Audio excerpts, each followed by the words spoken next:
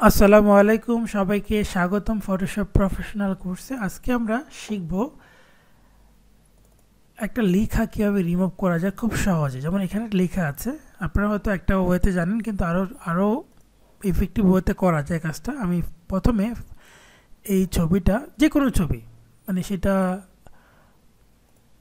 যে কোনো ছবি হতে পারে, মকআপও হতে পারে, টি শার্ট হতে পারে, কোনো ডিজাইন হতে পারে। ধরেন যে এখান থেকে এই লেখাটা আমি ডিলিট করব।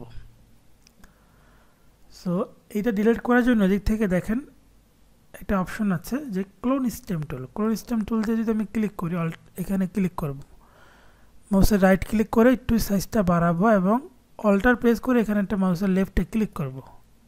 অল্টার প্রেস করে মাউসের লেফটে ক্লিক করব, করে এভাবে টানবো। দেখেন ডিলিট হচ্ছে। কিন্তু এটা তো একটা ওয়ে, কিন্তু আরও প্রফেশনাল ওয়ে আছে। আমি কন্ট্রোল অল্টার জেড দিয়ে পিছনে চলে আসি, আগের অবস্থায় চলে আসলাম। সেই ওয়েটা কি? সেই ওয়েটা হচ্ছে এদিক থেকে আমি রেক্ট্যাঙ্গেল শেপ নিয়ে এইটাকে মার্ক করব, যতটুকু এরিয়া আমার ওই এরিয়াটাকে মার্ক করব।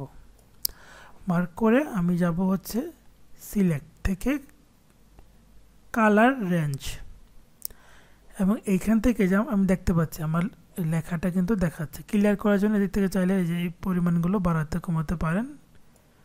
যত ক্লিয়ার থাকবে তত আপনার এগুলো রিমুভ হতে ইজি হবে।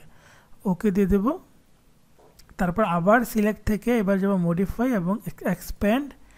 এরিয়াটা কতটুকু, এরিয়ার উপর ডিপেন্ড করে। যেমন এখানে আমি 5 দিলে মানে হবে না, এখানে 15 বা 12 পারফেক্ট। যেমন আমি দিলাম 15। ওকে, 15 দেওয়াতে দেখেন পুরোটা সিলেক্ট হয়ে গেছে 15তে। এবার রাইট ক্লিক করি, ফিল, কন্টেন্ট এবার 100% থাকবে, নর্মাল মোড থাকবে, ওকে দেব। দেখেন ডিলিট হয়ে গেছে। এবার কন্ট্রোল ডি দিয়ে ডিসিলেক্ট করে দেন। পুরো জিনিসটা খুব সহজে কিন্তু রিমুভ হয়ে গেল।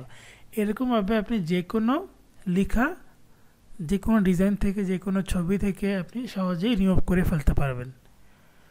সো পরবর্তী লেসন দেখার আমন্ত্রণ হলো। এই লেসনগুলো খুবই ছোট করে করব, আপনারা সহজে অনেক কিছু শিখতে পারবেন এবং পরবর্তী সময় ভিডিওগুলো বারবার যেন দেখতে পারেন, সেই জন্যই ছোট করে করা। আসসালামু আলাইকুম, আল্লাহ হাফিজ।